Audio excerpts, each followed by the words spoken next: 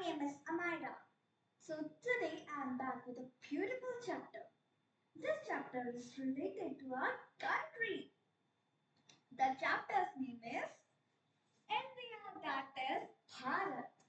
So without wasting any time, let us start our chapter.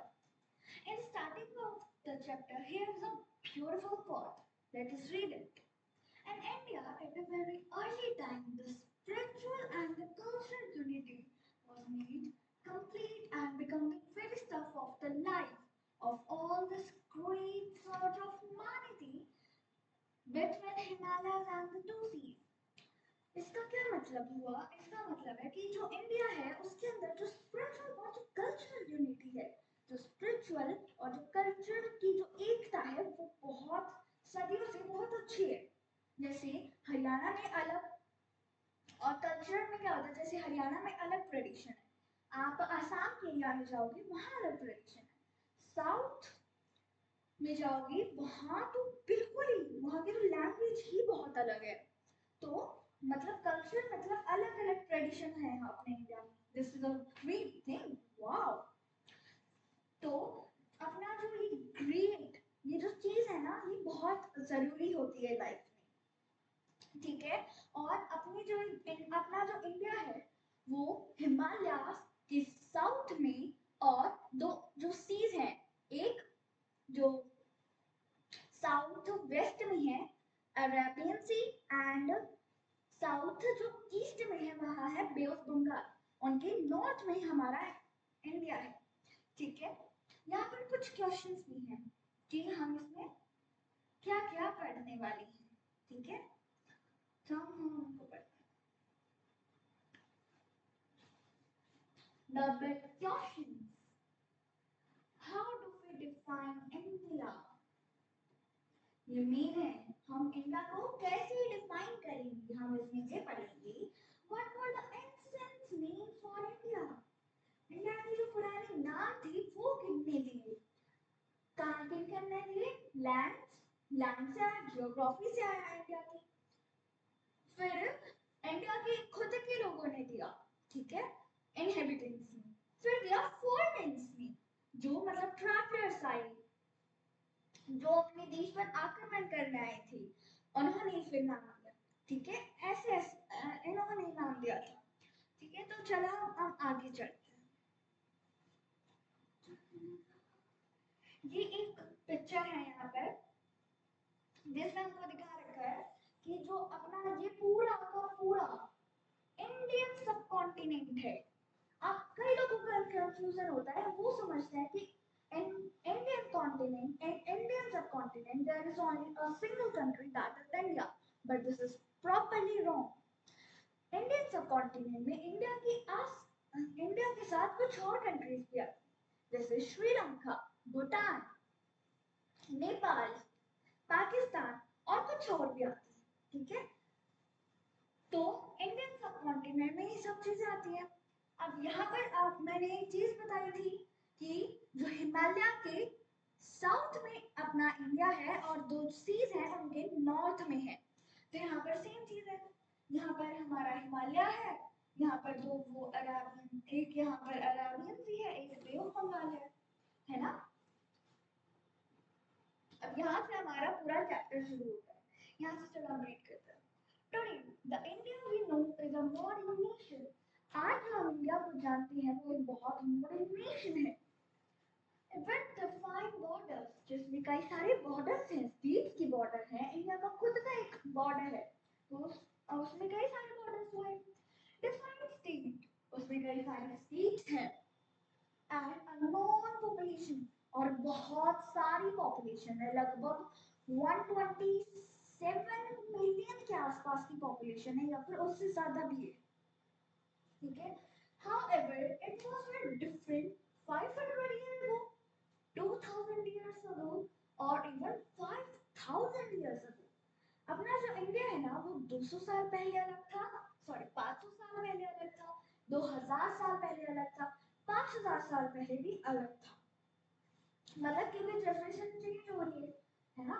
अब वहां पर ऐसे थोड़ी है कि वहां अब मिट्टी के बर्तन से खाना खाया जाता था, अभी भी मिट्टी के बर्तन में खाना खाया जाता है, कई कई जगहों पर खाया जाता है, पर अभी ज्यादातर स्टील के बर्तन आ गए, उनमें खाया जाता है। This region of the world का जो क्षेत्र है, रीजन है, which we often call the Indian subcontinent, जिसे हम इंडियन सबकॉन्टिनेंट कहते हैं। बताया था ना मैंने, इंडियन सबकॉन्टिनेंट में इंडिया नहीं आता है सिर्फ, उसके साथ बाकी कंट्रीज भी आती हैं थोड़ी बहुत। Has had many different names and shifting boundaries. India में शिफ्टिंग बाउंड्रीज है, जैसे इंडिया में पहले पाकिस्तान में मिक्स था, बांग्लादेश में मिक्स था, तो उसकी अलग अलग बाउंड्रीज है ना, उसकी शिफ्टिंग बाउंड्रीज है। Thinking about India's past and evolution from many different sources, let us explore. हम जो इंडिया का पास्ट है, इंडिया की जो इवोल्यूशन है, हम उसे कई सारे सोर्सेस से पढ़ सकते हैं। जैसे मैंने बताया था, हम जियोग्राफी मतलब लैंड के सोर्सेस से, हम इनहैबिटेंट मतलब जो इंडिया के लोग हैं, और जो फॉरेनर्स हैं जो बाहर से आए, ट्रैवलर्स हैं जो, जैसे कोई चाइना से आए, कोई पर्शियन है, कोई ग्रीक है, आगे पढ़ेंगे आगे। एंड नाउ तो हम सबको पढ़ेंगे। Think about it, consider the physical map of the Indian subcontinent at the start of the chapter. What are its natural boundaries that you can make? अब ये एक एक्टिविटी टाइप, हमने ये जो है ना, ये जो यहाँ पे ये जो बाउंड्रीज हैं, इन्हें डिफाइन करना है। जितनी भी आपको बाउंड्रीज पता है, ये आप कर सकते हो, आपकी बुक में भी होगा, एनसीईआरटी की 6th की सोशल साइंस की बुक में। Now, in the course of history में India has been called by many names. India को है वो कई सारे नामों से जाना जाता है। जैसे आपका नेम है, आपको घर पर कई और कुछ और नाम से बुलाया जाता होगा। आप किसी पार्टी में जाओ, आपके फ्रेंड्स आपको किसी और नाम से बुलाते होंगे। आपका स्कूल में कोई अलग नेम होगा, जैसे मेरे भी नेम्स हैं, है ना। तो ऐसे इंडिया के भी कई सारे नेम्स थे।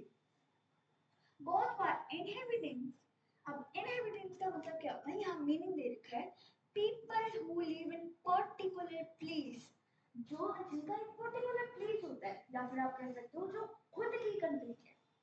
किन-किन ने नाम दिया, इनहेबिटेंट्स ने, एंड विजिटर्स फ्रॉम आउटसाइड, जो बाहर से जो फॉरेनर्स आए थे उनमें। These names come to us from ancient texts, accounts of travelers and pilgrimages and inscriptions. ये चीज इंपॉर्टेंट है। अब ये सब चीजें तो हमारे पास आ गई, इनका सोर्स क्या था? इनका सोर्स था एंशिएंट टेक्स्ट, मतलब जो पुरानी चीजों में लिखा होता था। जो ट्रैवलर्स आते थे, अपने इंडिया के भी थे, तो उन्होंने कहीं तो लिखा होगा ना कि ऐसे ऐसे नेम थे। जैसे कोई सोर्स हो गया महाभारत, ऋग्वेद जो इंडिया का सबसे पुराना वेद है, वहां से सोर्सेस आए, है ना। अकाउंट्स ऑफ ट्रैवलर्स, मैंने कहा ना, ट्रैवलर्स की डायरीज में वो लिखते होंगे, कई कई लोग की आदत होती है, कोई भी उन्हें न्यू चीज दिखे उन्हें वो नोट डाउन करते हैं किसी को बताने के लिए, या मेमोरी के टाइप जैसे। एंड पिलग्रिमेज एंड इंस्ट्रक्शंस का मतलब क्या होता है, जो रिटन में कोई चीज होती है उसे हम इंस्ट्रक्शंस कहते हैं। Then how Indians mean India, यहाँ से होता है हमारा रियल टॉपिक स्टार्ट। सबसे पहले हम पढ़ेंगे इंडियंस ने इंडिया को कैसे किया। Let's start. The Rigveda is India's most The Rigveda is India's most ancient text. जो ऋग्वेद है वो इंडिया का सबसे पुराना टेक्स्ट है।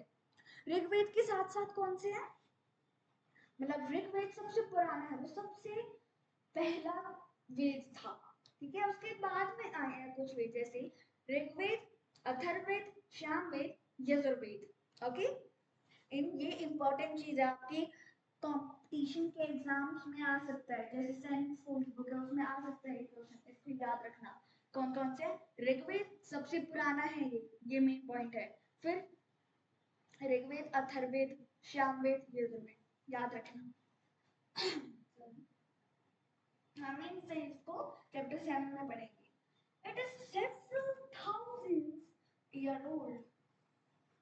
जो ऋग्वेद है वो 5 सालों से भी पुराना है,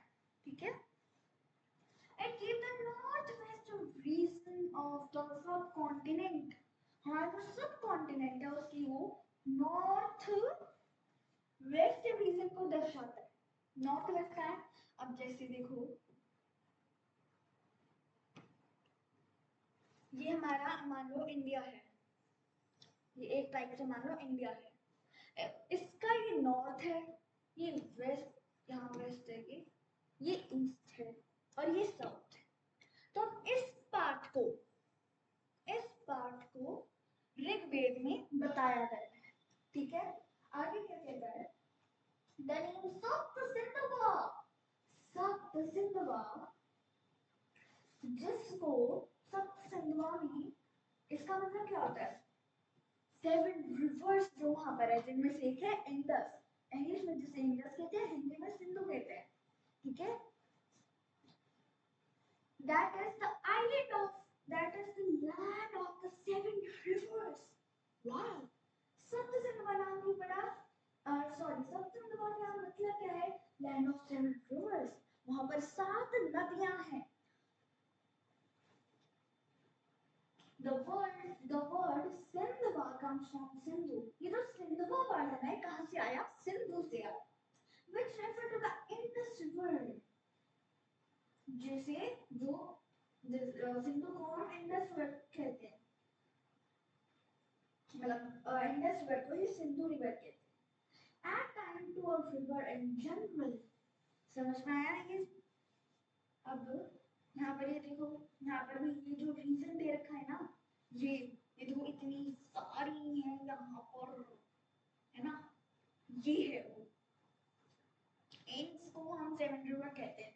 ये है ना, ये नॉर्थ है, ये वेस्ट है, यहाँ पर यही कहा था ना, यहाँ पर है ना 7 रिवर, तो इसलिए इसको हम सप्तसिंधुवा मतलब 7 रिवर्स कहते हैं, ठीक है।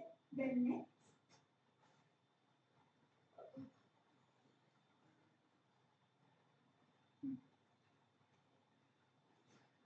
मूविंग ऑन इन टाइम, चलो अब टाइम की आगे बढ़ते हैं। We see name for other parts of India appear in the literatures. हम इंडिया के बाकी नाम भी पढ़ते हैं लिटरेचर्स में, मतलब लिखित में। The Mahabharata, famous one of, is Mahabharata is one of the famous is one of the India's most famous text, ठीक है।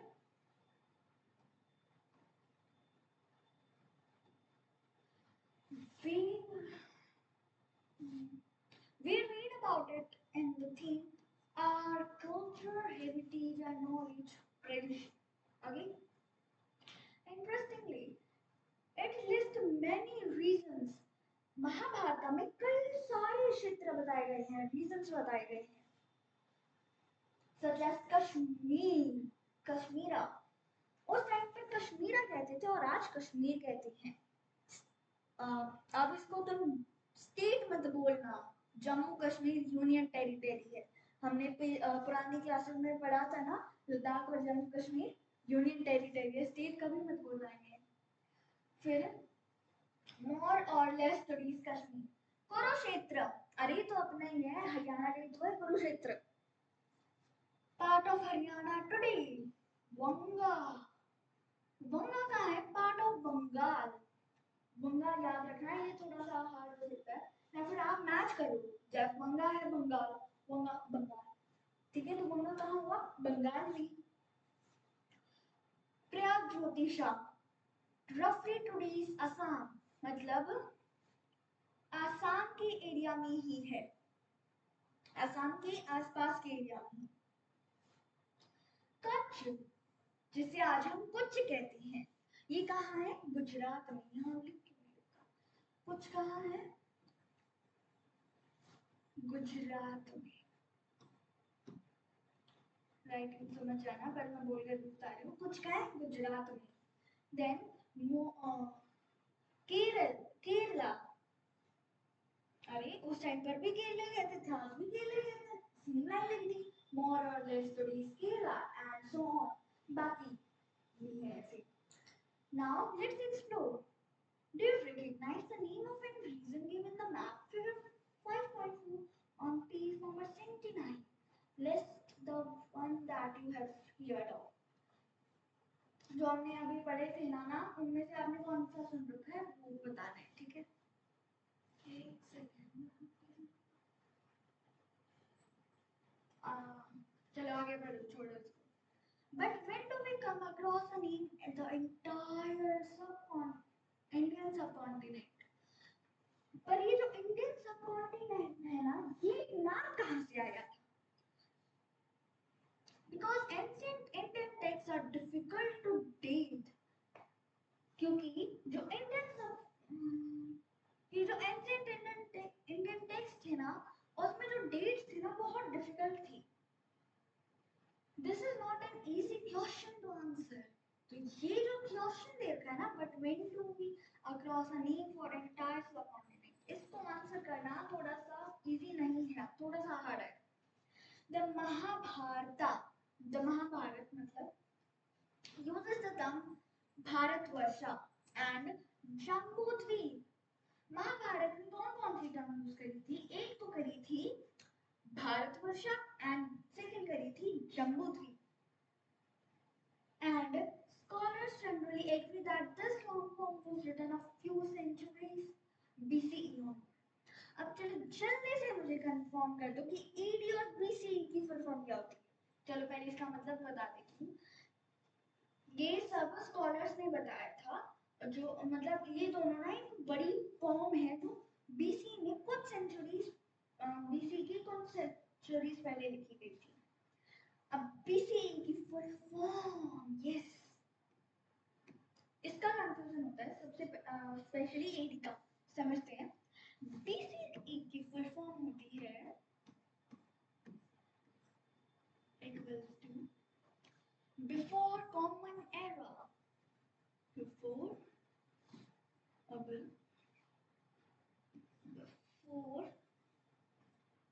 common era. क्या होती है BC की full form? Before common era. और आज का नाम इसको BCE कहते हैं. BCE क्या होती है? Before Christ. बिफोर क्राइस्ट, ठीक है. अब AD की फुल फॉर्म, AD की फुल फॉर्म देखना. AD की फुल फॉर्म आफ्टर डेथ. आपको ऐसा लगता होगा, बिल्कुल भी नहीं है. आफ्टर डेथ, AFD मतलब आफ्टर डेथ. ये फुल फॉर्म बिल्कुल गलत है. ये फॉर्म बिल्कुल गलत है. AD की रियल फुल फॉर्म होती है एनो डोमिनी.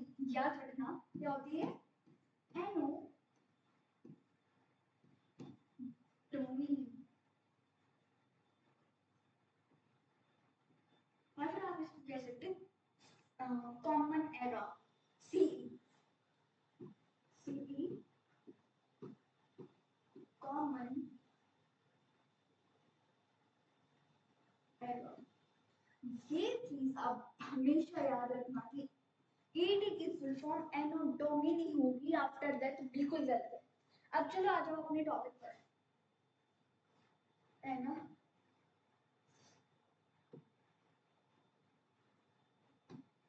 द फर्स्ट भारतवर्ष, जो फर्स्ट टर्म है Bharatvarsh, clearly extend to the entire subcontinent. जो भारतवर्ष है ना वो किसे दर्शाता है? वो पूरे entire जो सबकॉन्टिनेंट है ना उसे. And the text include the name of numerous rivers and people. ये जो टेक्स्ट है ना कई सारे नेम, रिवर्स और पीपल हैं के नाम हैं जिसमें. Bharatvarsh means the country of the Bharatas. Bharatvarsh का मतलब होता है एक ऐसी कंट्री जिसमें सभी भारतवासी रहते हैं, भारत के लोग रहते हैं. Then Bharat is a name that first appear in the Rigved. Bharat एक ऐसा नाम है जो सबसे पहले कहाँ अपीयर हुआ था? ऋग्वेद. ऋग्वेद क्या क्या है, सबसे नया है या पुराना? ऋग्वेद सबसे पुराना वेद है। सॉरी। तो भारत जो नेम है वो सबसे पहले ऋग्वेद में अपीयर था, where it referred to one of the main Vedic group of people, जो Vedic group of people से रेफर करता है। In later literatures, बाद के लिटरेचर में several kings Bharat are mentioned। जो बाद की जो लिटरेचर है उसमें लिखा गया है कि कई सारे किंग्स का नाम भारत मेंशन करा था। कई सारे किंग्स का नाम क्या मेंशन करा था? भारत। बाद के literature. The second term,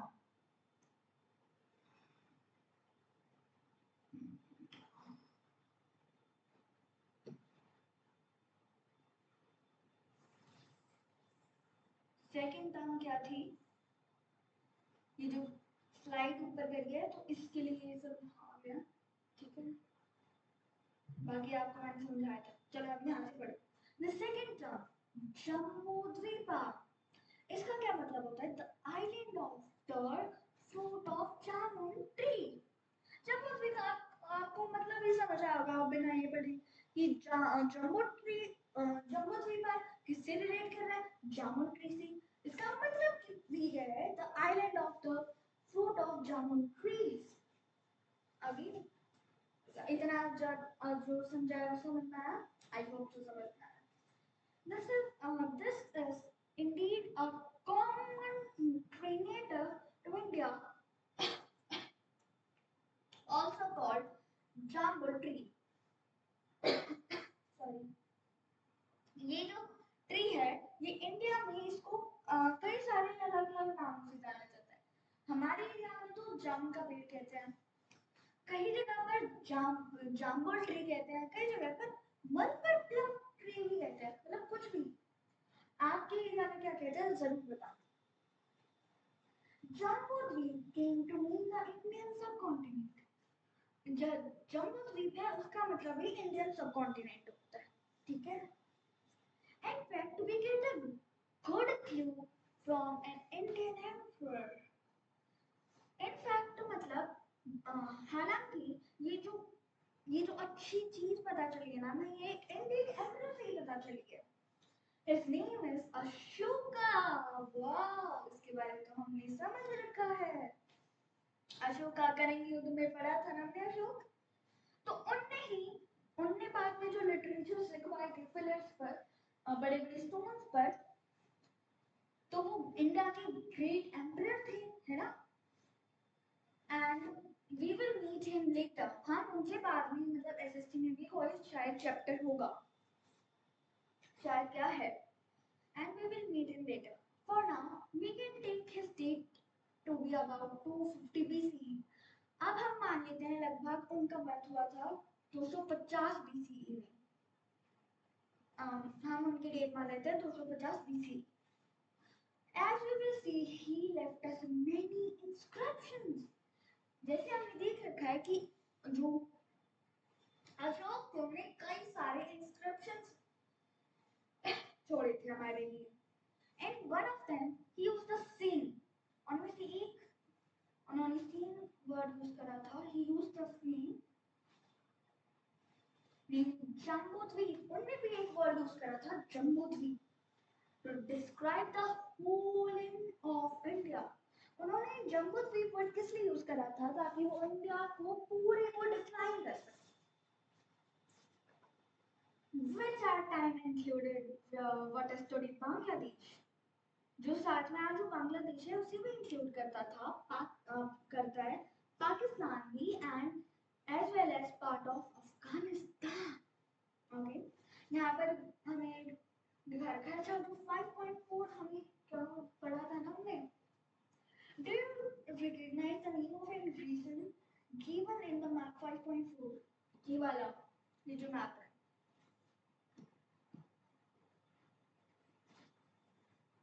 list the one that you have here। इनमें से जितने भी नाम है ना, ये जैसे अनंत है, ये जितने भी नाम है आपने, जैसे गंगा है, केरला है, चोला है, कच्छ है। आपने इनमें से कोई भी नाम वर्ड रखा है तो उनको लिस्ट करना, मतलब उनको लिखना है। ये क्या है? A map of few reasons used in Mahabharat. ये कुछ रीजंस के नाम दिए गए हैं यहाँ पर, जो कहाँ यूज हुए थे? महाभारत में। कहाँ पर? महाभारत। ठीक है। Many of them are also mentioned in the text as kingdom। इनमें से कई सारे तो kingdom के टेक्स्ट में भी लिखे हैं। You do not need to remember those reasons। अभी आपको इन सारे रीजन को याद करने की जरूरत नहीं है। But notice how they cover the entire geography of the continent। पर ये जरूर देखना कि उनने जो इंडिया की होल, मतलब जो होल सब कॉन्टिनेंट की जियोग्राफी है ना, उन्होंने कैसे उसे कवर करा है। नेक्स्ट, a few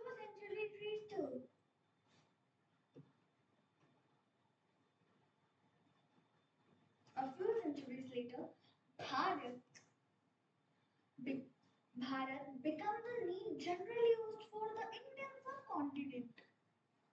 कुछ सेंचुरीज के बाद, सेंचुरीज मतलब सेंचुरीज इक्वल टू 100 years।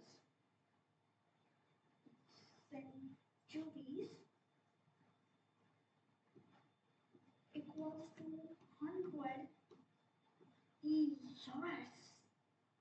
मतलब कुछ सेंचुरीज मतलब 400-500 साल बाद जो भारत जो नाम है ना, वो इंडियन सबकॉन्टिनेंट के लिए जनरली यूज होने लगा। मतलब लगभग सभी भारत जो नेम है वो इंडियन सबकॉन्टिनेंट के लिए यूज करने लगे। For instance, in an ancient text called the Vishnu Purana we read, ये जो टेक्स्ट है ना, ये टेक्स्ट है कहाँ लिखा गया? विष्णु पुराण में। Let us read it. This is very interesting. उत्तरं यत् समुद्रस्य हिमाद्रस्येव दक्षिणं वर्षं तद् भरतं नमः। ऐसे तो इसका मीनिंग समझ नहीं आएगा, पर यहाँ हमारे भले के लिए इंग्लिश में मीनिंग लिखा है। ठीक है, तो अब हम इसको पढ़ के इसे समझते हैं। The country that lies north of the ocean and south of the snowy mountain called Bharat. Bharat किसे कहते हैं? जो ओशन के नॉर्थ में, अब जैसे ये ओशंस है, ये अपना पूरा इंडिया है। मैं अपने एसएससी वाले सर की तरह इतना अच्छा इंडिया का मैप नहीं बनाती, पर कोई नहीं, ये मान लो इंडिया का मैप है। यहाँ पर क्या है? Bay of Bengal. Bay of Bengal है ना यहाँ पे। यहाँ क्या है? Arabian sea. एस मतलब अरेबियन सी, समझ जाए। तो इनके तो नॉर्थ में है। नॉर्थ कहाँ होता है? ऊपर वाली साइड में। तो इनके अबव मतलब नॉर्थ में, और यहाँ है पूरी हिमालय की रेंज। अब हिमालय ये तो साउथ में होगा, स्नोई माउंटेन्स है यहाँ पर। तब उसके साउथ में अपना ये जो इंडिया है भारत है। समझना है? This name Bharat remain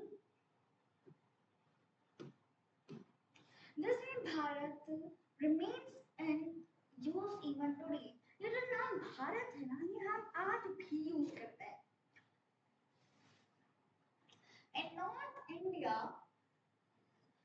India में it is generally written as Bharat. जो अपना नॉर्थ इंडिया मतलब अपना जो हरियाणा पंजाब का एरिया है, यहाँ पर जनरली भारत लिखा जाता है। वैसे तो भारत होता है, पर अपना ये जो नॉर्थ का एरिया है, यहाँ पर हम क्या लिखते हैं? भारत लिखते हैं। मतलब साउथ इंडिया में अलग अलग नाम चल रहे हैं। वहाँ भाई को अन्ना कहते हैं, और वहाँ जैसे भारत को भारतम कहते हैं। अलग अलग नाम चल रहे हैं साउथ इंडिया के तो। ठीक है, then think about it. Have you identified the snowy mountain? क्या आपने snowy mountain को आइडेंटिफाई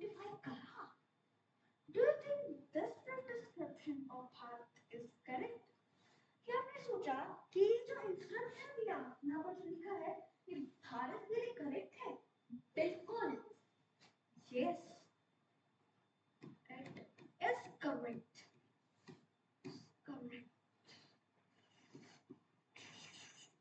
ओके, क्यों करेक्ट है? क्योंकि जो सन माउंटेन्स है वो ऊपर है उनके साउथ में, यहाँ पर क्या लिखा है and the south of sun mountain, sun mountain के साउथ में, तो ये चीज तो सही लिखी है बिल्कुल, कोई डाउट नहीं है, ठीक है very good. It is interesting to note that different part of country adopted a similar definition for India. ये बहुत इंटरेस्टिंग बात है कि इंडिया की कई सारे अलग अलग पार्ट्स हैं, कई सारे अलग अलग रीजन्स हैं, लैंग्वेजेस हैं, उनकी मतलब राइटिंग अलग है, पर फिर भी वो इंडिया की सिमिलर डेफिनेशन लिखते हैं, अलग डेफिनेशन नहीं है, स्टेट्स अलग है पर जो इंडिया की डेफिनेशन है वो सेम है। For instance, a poem of ancient Tamil literature. एक ancient Tamil literature था, उसमें लगभग 2000 साल पहले एक पोम लिखी थी, प्रेजेस अ किंग, जो एक किंग की तारीफ कर रही थी, उस पोम में किंग की तारीफ करी जा रही थी। Whose name is known from King Kumari. King Kumari, जिस किंग का नेम king कुमारी था, in the south में केव कुमारी था किंग का नाम, okay. From the great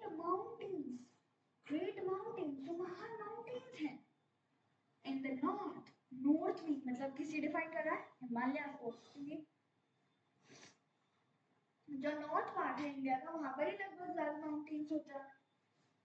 From the ocean on the east में क्या है, ओशंस, ईस्ट कहाँ, मतलब जैसे ये हमारा है तो अब ईस्ट यहाँ है, तो यहाँ पर क्या है, ओशंस है, एंड ऑन द वेस्ट, और वेस्ट में भी ओशंस है।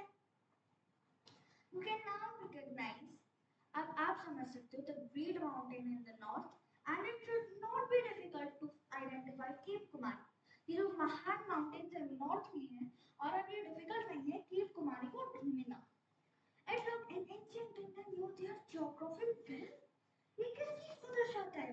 ये जो ancient India थे वो अपनी geography को बहुत अच्छे से जानते हैं। वाओ, उन्हें भी ऐसे सब्जेक्ट अच्छा लगता था, मतलब सच में। अब हम पढ़ेंगे ये जो फॉरेनर्स है उन्होंने इंडिया को कैसे नाम दिया। उससे पहले थोड़ा का ऊपर रहता है, उसी का पढ़ करते हैं, बाद में हम इस टॉपिक पर आएंगे। The Indian Constitution, which was first written in English. Indian Constitution है वो सबसे पहले वो कौन सी लैंग्वेज में लिखा गया था, वो इंग्लिश लैंग्वेज में लिखा गया था। uses the phrase India that is Bharat. अपने जो चैप्टर का नेम है वो भी है इंडिया दैट इज भारत, और जो कॉन्स्टिट्यूशन का बिल्कुल जहां फर्स्ट पेज था, मतलब जैसे ये बुक है कॉन्स्टिट्यूशन, इसका ये जो फर्स्ट पेज था इसकी स्टार्टिंग में लिख दिया था इंडिया दैट इज भारत। और सबसे पहले कॉन्स्टिट्यूशन कौन सी लैंग्वेज में था, इंडियन सॉरी इंग्लिश लैंग्वेज में था। Use at right at the beginning. Similarly in the Hindi version of constitution, और जब कॉन्स्टिट्यूशन का जो हिंदी वर्जन आया उसमें क्या लिखा था, मेंशन सेम एज भारत अर्थात इंडिया, उसमें लिखा था भारत अर्थात इंडिया, ठीक है। Let's explore in this reproduction of the first piece of the original Constitution of India in the year 1925 to make out the phrase India that is Bharat. यहाँ पर ये आगे है जो पेज है, this is very difficult to read, but यहाँ से आपको इसमें क्या लिखा है, यहाँ से आपको पता लगाना है कि जो phrase है India that is Bharat वो कहाँ पे है, okay? Then how foreigner name India। अब सेकंड टॉपिक पर आ जाती हैं, ये जो फॉरेनर्स है उन्होंने इंडिया को कैसे नाम दिया। ये थोड़ा सा मीडियम लेवल का है, इजी भी है डिफिकल्ट भी, पर समझोगे अच्छे से, ठीक है। इसमें आपको एक होमवर्क भी मिलेगा, रेडी रहना होमवर्क के लिए। चलो स्टार्ट करते हैं। तो first foreigner to mention India for the Persian, यहाँ से आपके पेपर में शायद से क्वेश्चन बन सकता है, कि जो फर्स्ट फॉरनर थे वो कौन थे जिन्होंने इंडिया को नाम दिया? तो याद रखना पर्शियन थी। The ancient inhabitant of Iran, और ईरान के जो ईरान के रहने वाले थे in the 6th century BC, BC की 6ठी सेंचुरी है, मतलब जब बीसी खत्म होने वाला होगा, a Persian emperor launched a military campaign and gained control of region of the Indus River. BC की 6th सेंचुरी में एक पर्शियन एम्पर थे जिन्होंने अपनी पूरी मिलिट्री भेज दी इंडस रिवर के एरिया को कवर करने के। अब उन्होंने इंडस एरिया ही क्यों कवर करा? क्योंकि वहां पर कई सारी रिवर्स थी। सप्त सिंधु वाली तो इंडस रिवर आती है, वहां से तो उसके साइड से ही तो गुजरते हुए जाती है ना। तो उन्होंने इंडस रिवर के आसपास का एरिया इसलिए कवर करा, मतलब इसलिए उन्होंने अपने एरिया में ले लिया, वहां अपना रहन सहन जमा लिया और किसी को वहां आने नहीं दिया। क्योंकि जो रिवर्स के आसपास का एरिया होता है वहां पर फर्टाइल सॉइल मिलती है, आगे वहाँ एग्रीकल्चर बहुत अच्छा हो सकता है, मतलब वहाँ खेती बाड़ी बहुत अच्छी हो सकती है, वहां पर हमें फूड की अवेलेबिलिटी हो सकती है, ये रिवर है, फिशेस भी हो सकती है उसमें, तो इसलिए उन्होंने इंडस रिवर के एरिया को कवर कर दिया। Which as we saw was earlier called Sindhu, जिसे हम सिंधु कहते हैं। So it is not surprised that in their earliest record and stone inscription, the Persians referred to India as Hind, Hidu और हिंदू। तो ये कोई चौंकने की बात नहीं है, मतलब कोई सरप्राइज की बात नहीं है। जो पर्शियन थे ना, उन्होंने सिंधु से हिंद बनाया, हिंदू बनाया और हिंदू बनाया। अब यहाँ पर एक चीज तुम नोटिस करना, एक बार ये लाइन कवर करता, which are adaptation in their language of Sindhu, जिन्होंने सिंधु से बनाया। अब यहाँ पर एक चीज नोटिस करना, ये जो हिंदू है ना, ये अपने हिंदू रिलीजन से बिल्कुल भी रिलेट नहीं करता है, बिल्कुल भी नहीं। अब यहाँ पे फिर एस से एच क्यों आ गया? क्योंकि जो पर्शियन थे उनकी डिक्शनरी में एच लेटर है नहीं, सॉरी एच लेटर नहीं, उनकी वो स को ह प्रोनाउंस करते हैं, एस को वो एच प्रोनाउंस करते हैं, ठीक है। तो उन्होंने सिंधु से हिंदू बनाया, हिंदू बनाया और हिंदू। फिर से बता रही हूँ, हिंदू को रिलीजन से कनेक्ट बिल्कुल मत करना। यहाँ पर लिखा है know that an ancient person Hindu is a properly geographical term, ये जो है जियोग्राफिकल टर्म है, it is not refer to Hindu religion. यहाँ पर ये हिंदू रिलीजन से नहीं नहीं खाता है। Based on this Persian sources the ancient Greek, फिर ग्रीक भी के पीछे है, वो भी आ गए, उन्होंने भी नाम दिया द रीजन इंदोई और इंदाइक। उन्होंने एच को कहा हम एच नहीं रखते, हम सीधा आई पर आ जाते हैं, तो हम कहेंगे इंडो यूरोपाइक, हम अपनी दुनिया चलाएंगे। They took the initial letter H of Hindu, उन्होंने हिंदू का एच लेटर हटा दिया, फेंक दिया और वहां पे लगा दिया आई, because this letter did not exist their Greek language, क्योंकि ये जो लेटर है ग्रीक लैंग्वेज में नहीं होता है। सिंधु सबसे पहले पर्शियन का है, नहीं sorry it's not for Persian, ये है मतलब पर्शियन और ग्रीक का ये सबसे पहले सिंधु था, उससे हिंदू बना, फिर इंदोई बना, या फिर आप इंदाई कह सकते हैं। एंशिएंट चाइनीज, अब चाइनीज तो पीछे ही नहीं रहने वाले।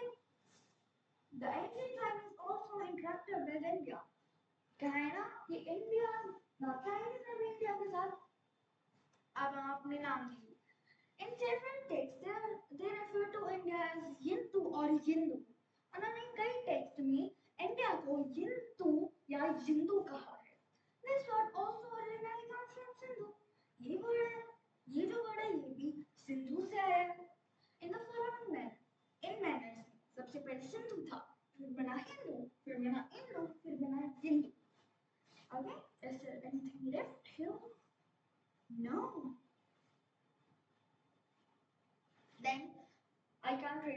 because it is so difficult to read for me. Here is a cursive, different type English language. So let us move on another slide. Here.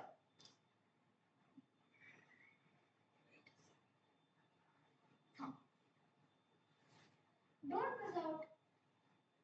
Hyunsan, formal speech as Hyunsan. अब इसे जोनसान मत कहने लगना, जोनसान, उनसान, ये मत कहने लगना. इसकी प्रोनाउंसिएशन याद ही है, क्योंकि उन्हें फिर पता है हमें चाइनीज बोलनी नहीं आती. इसको हम प्रोनाउंस करेंगे hyunsan. Traveled from China to India in 7th century CE. ये पैराग्राफ मेन है.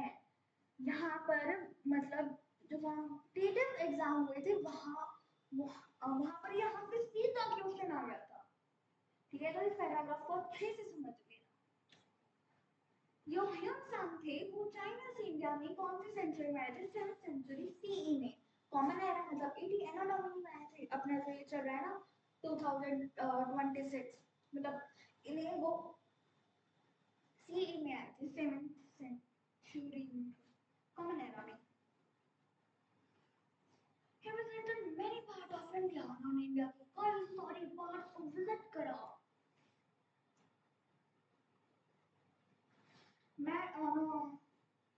He visited many parts of India. Met scholars. वो कई सारे स्कॉलर से मिले. स्कॉलर्स का मतलब क्या होता है? कई बार आ गया ये वर्ड.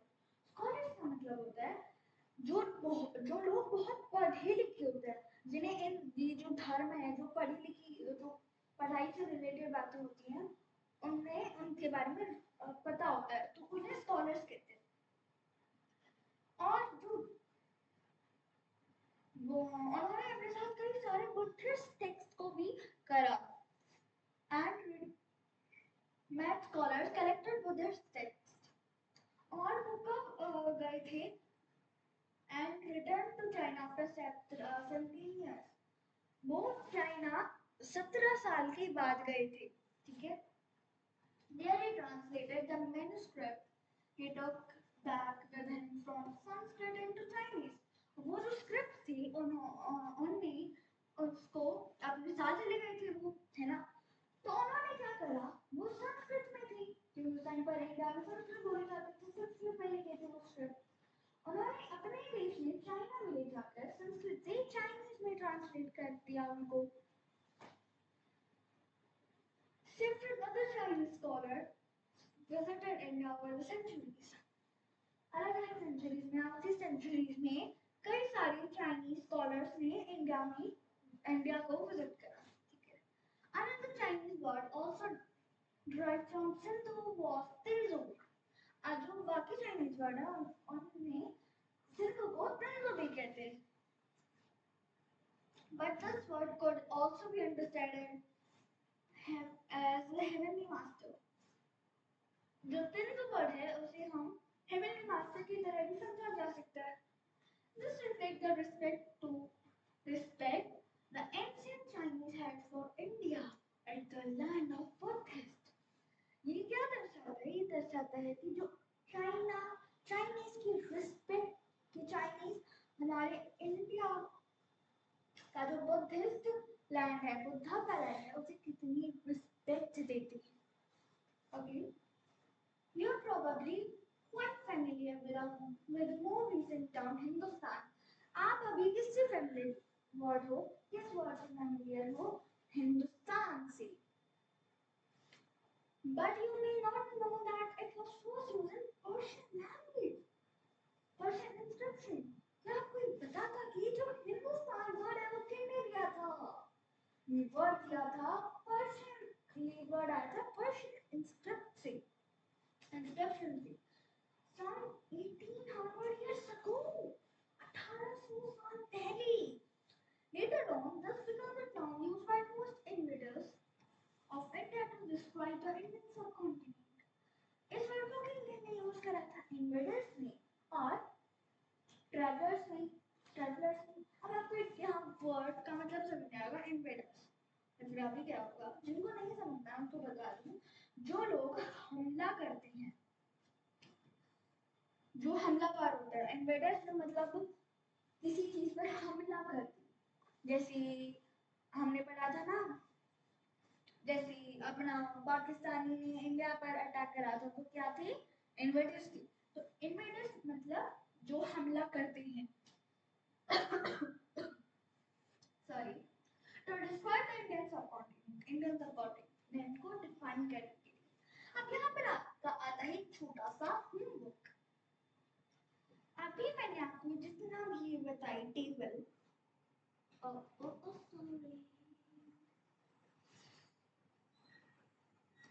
अभी मैंने आपको यहाँ जितनी भी टेबल बताई, तो यहाँ पर आपका एक होमवर्क आता है। जैसे मैंने बताया था ना, हिंदू हिंदू, वो जो टेबल याद आई, उसको आपको यहाँ फिल करना है। ये मैं आपको बिल्कुल भी फिल नहीं करवाऊंगी, आपका होमवर्क, ताकि आप, मैं ये देख चेक करूंगी कि आपको समझ में आया नहीं। ओके,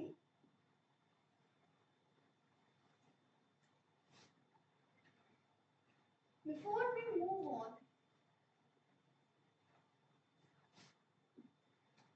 इंडिया, हमने जो पीछे, before we move on, India as an ancient land, India जो है वो एक पुराना लैंड है, which has had many names and cause of history, जिसके कई सारे नेम रहे हैं, कई इतनी सारी लिस्ट बनी है। हमने अभी 10 मिनट बाद यहाँ पे ऐसे ही पढ़ दिया, बाकी नाम नहीं सुने हैं। कितने सारे लोग आए थे इंडिया में, उस टेबल में भी दे रखे आपके होमवर्क में। तो इंडिया के कई सारे नाम रहे हैं हिस्ट्री में। Second, the name given by the ancient inhabitant of India include Shambhodri and Bharat। जो इंडिया के inhabitants थे ना, मतलब जो इंडिया के रहने वाले थे, उन्होंने क्या नाम दिया था, Jambudweep and Bharat। The later become widespread in time and is the name of India in most Indian languages. Third, for foreign visitors to or invaders of India mostly adopted names derived from Sindhu or Indus River. This resulted in names like Hindu, Indoi, and eventually India। जो India में जो visitor आए थे foreign से, अब बाकी countries से जो विजिटर्स आए थे, जैसे हमलावर, इन्वेडर्स मतलब जो किसी, जो हमला करने आते हैं, इंडिया मोस्टली, ये सब नाम आए, ये जितने भी हमने नाम पढ़े, ये सिंधु और इंडस रिवर में ही आए थे, क्योंकि अलग अलग डिक्शनरी थी उस टाइम पर, तो उनके लैंग्वेज में कहीं पर एच नहीं बोला जाता था, कहीं एस नहीं बोला जाता, कहीं आई नहीं बोला जाता, कहीं कुछ नहीं बोला जाता। तो वहां से ये जो हिंदू हिंदू इंडोई and eventually India. Okay, then अब मैं आपको बताती हूँ कुछ नोट्स पर, मतलब is a type of basic इसमें नोट्स, ठीक है।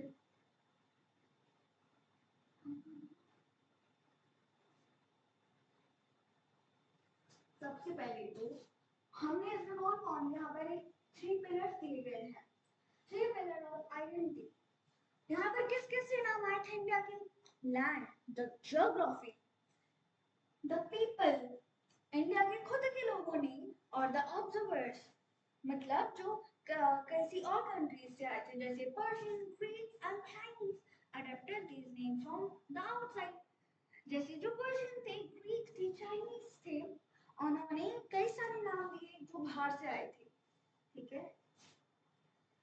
India's identity is not a modern invention। जो इंडिया की आइडेंटिटी है वो एक मॉडर्न इन्वेंशन नहीं है। It is a 5,000-year dialogue between its geography, its people and the world। ये जो डायलॉग हैं, ये जितनी भी चीजें लिखी गई है ना, ये 5,000 साल पहले की है, जो जियोग्राफी, पीपल और वर्ल्ड के बीच में। ओके, देन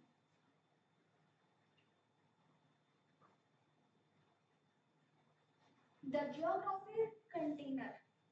हमने एक सेंटेंस पढ़ा था ना, जिसमें Himalaya in the south of Himalaya Himalayas and in the north of two big oceans. हमने लाइन पढ़ी थी ना, उसको यहाँ डिफाइन करा गया है. हिमालय को a massive natural wall, और यहाँ पर है Arabian sea, bay of Bengal, और नीचे ये पूरा मिलाकर बन गया इंडियन ओशन. और इन सब चीजों के बीच में है हमारा प्यारा इंडिया या इंडियन सब कॉन्टिनेंट. ठीक है. देन हमने जो रिवर पढ़ी थी ना, सप्त सिंधुआ, ये किससे बन गया? सप्त सिंधु. सप्त मतलब सेवन, सिंधु मतलब river, equals to Sapta Sindhua. ये जो रिवर्स है ना, ये जितना भी पूरा क्लस्टर टाइप सा मान लो आप, इसे हम सप्त सिंधुआ कहते हैं. सप्त का मतलब सेवन, सिंधुआ मतलब Sindhu means river, equals to Sapta Sindhua. मतलब समझ में आया?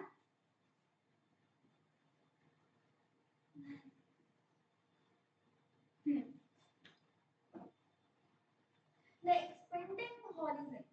यहाँ पर जो हमने नाम पढ़े थे ना, गंगा, कच्छ, केरला, कुरुक्षेत्र, कश्मीर, वो यहाँ दे रखे हैं.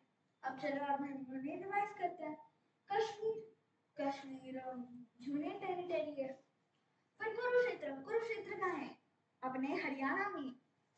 देन कच्छ कहाँ है? कच्छ मैंने आपको लिखकर बताया था, गुजरात में, जिसे हम कच्छ कहते हैं. केरला स्टेट है, साउथ में है. बंगा, बंगा कहाँ है? बंगा कहाँ है? वेस्ट बंगाल में. और प्रयाग ज्योतिषा कहाँ है? आसाम के आसपास की एरिया में है प्रयाग ज्योतिषा. प्रॉपर आसाम में नहीं है, आसपास के एरिया में ही है. यहाँ पर क्या लिखा है? Bharatvarsha, the country of the Bharat. Bharatvarsha मतलब भारत की country. Evolving from a single Vedic tribe to a subcontinent wide culture identity. Jambudvipa, हमने दोनों नाम पढ़े थे ना, कहाँ थे ये? महाभारत के टेक्स्ट में लिखे थे ये दोनों नाम. जम्बूद्वीप का मतलब जामुन ट्री. कई सारे नाम पढ़े थे हमने, एक तो था जैसे अपने हरियाणा के एरिया में, मतलब इस एरिया में जामुन ट्री कहते हैं, कहीं पर कुछ और नाम होता है, कहीं कुछ और नाम कहते हैं जामुन ट्री का. तो Jambudvipa, the island of jamun tree, एक आइलैंड जहां पर जामुन ट्रीज होते हैं. The name used by Ashoka, ये जो नाम है ना जम्बूद्वीप, मेन पॉइंट है कहाँ किसने यूज करा था? अशोक ने अपने एंशिएंट स्टोन इंस्क्रिप्शन में, to describe his best villain, उसके बेस्ट विलन को डिस्क्राइब करने के लिए.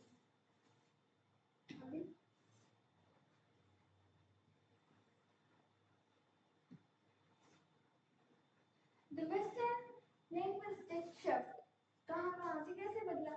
Sindhu original Sanskrit for the Indus river. Indus river का जो रियल संस्कृत नेम था वो क्या था? सिंधु. फिर हिंदू और हिंद कैसे बना? 6th century BCE, Persian conquered the region. They pronounced as H.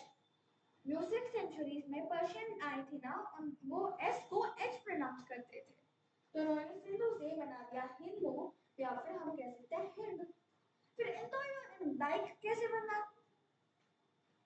Ancient Greek learned of the land via Persian. जब ग्रीक्स थे ना, उन्होंने पर्शियन से अलग नेम बना दिया. The Greek language lacked an initial H sound, so they drop it. अब उनकी लैंग्वेज में ना H नहीं होता था, वो उसे प्रोनाउंस नहीं कर पाते थे, तो उन्होंने H जो है अपनी, उन्होंने H हटा दिया. क्या कहा? हम बोलेंगे इंडोई या फिर इंडाइक. फिर इंडिया कैसे बना? Spread across Europe, evolving India into English. India नहीं, evolving into English. यूरोप में और या फिर इंग्लिश की लैंग्वेज में से आया इंडिया.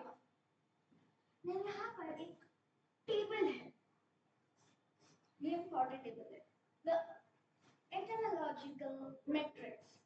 अब यहाँ से हम थोड़ा सा हमारा टॉपिक जो हमने पढ़े थे ना, सप्त सिंधु भारतवर्ष जम्मू हिंद हिंदू इंडो इंडाइक, ये सब का हम यहाँ पर प्रॉपर एक्सप्लेन हो रखा है। Name then meaning then source, मतलब वो कहाँ से आए, उनका सोर्स क्या था। सबसे पहले इंटरनल नेम्स, मतलब खुद के इंडिया के नेम्स कहाँ से आए, इंडिया के अंदर से।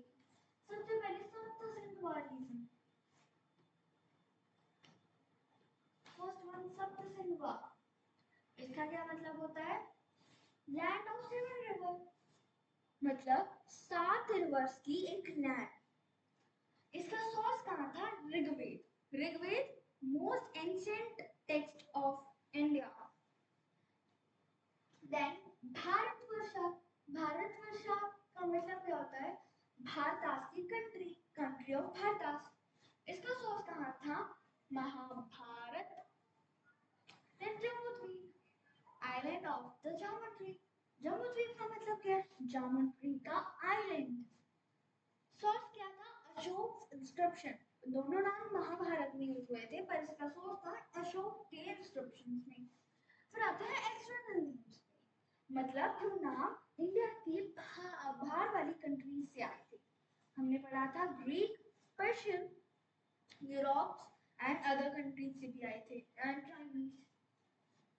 हिंद, हिंदू, इसका मतलब क्या होता है, फोनेटिक शिफ्ट फ्रॉम सिंधु। ये नाम कहाँ से आया, सिंधु से शिफ्ट होकर बना हिंद और हिंदू। इसका सोर्स क्या था, पर्शियन रिसोर्स। देन इंडो या इंडिया, सॉरी इंडिया नहीं आएगा यहाँ पर, इंडिया नहीं, इंडाइक, इंडाइक, इंडो या फिर इंडाइक। ये इसका मतलब क्या है, ग्रीक शिफ्ट फ्रॉम हिंदू। अब ग्रीक ने हिंदू से बदलकर बना दिया इंडो, या फिर हम कह सकते हैं इंडाइक। सोर्स क्या था, Greek, European, then Hindu, Sindhu. ये कहाँ से आएगा, इसका मतलब क्या है, हेवनली मास्टर। और इसका ये वर्ड कहाँ से आया था, मतलब सोर्स क्या था, चाइनीज रिकॉर्ड्स। चाइनीज ने ये नाम दिया था, है ना। Hindustan, land of Hindu. हिंदुस्तान का मतलब होता है हिंदूज की लैंड, लैंड ऑफ हिंदू। इसका सोर्स क्या था। अब अपने को लगता है कि हिंदुस्तान नाम सुन के इंडिया ने दिया होगा, ऑब्वियस सी बात है, पर नहीं, ये नाम आया था पर्शियन इंस्क्रिप्शन से। पर्शियन इंस्क्रिप्शन में पहली बार ये हिंदुस्तान नाम यूज हुआ था।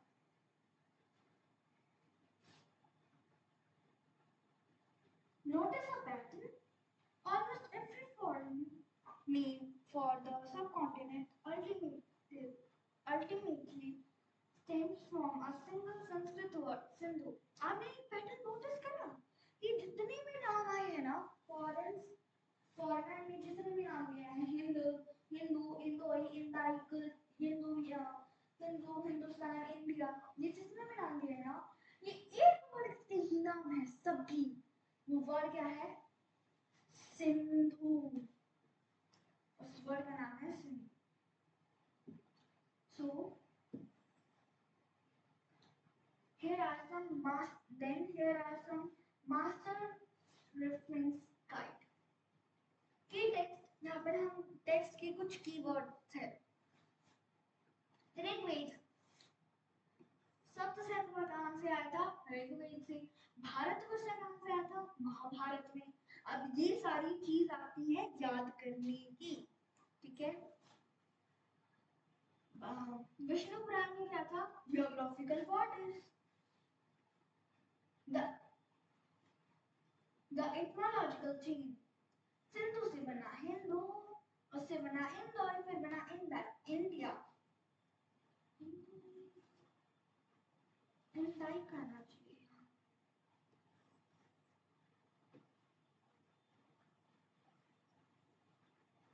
इंडाइक।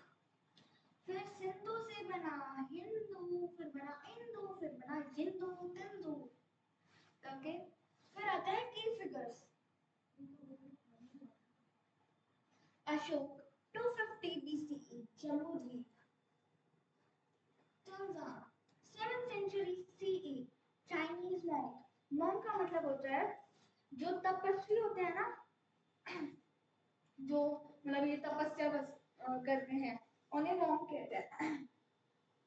वो 7th सेंचुरी में आए थे, चाइनीज मॉन्क थे, वो एक इंडिया में आए थे और वो 17 साल बाद गए थे। Scotch philosophy, article 1, Indian constitution का आर्टिकल 1 है। अब सबसे पहले तो ये अपना जो इंडियन सब कॉन्टिनेंट है ना, लागू कब हुआ था? लागू हुआ था 1950, 26 जैन को, ठीक है। उसमें सबसे पहले वो किसमें लिखा गया था? मैंने बताया था सबसे पहले कॉन्स्टिट्यूशन लिखा गया था इंग्लिश लैंग्वेज में, जिसमें सबसे टॉप वाली हेडिंग क्या थी? India that is Bharat. और हिंदी जब वर्जन आया इसका, उसमें भी सबसे टॉप पर लिखा था भारत अर्थात इंडिया, ठीक है। फिर यहाँ breeding modern statehood with ancient heritage. So now here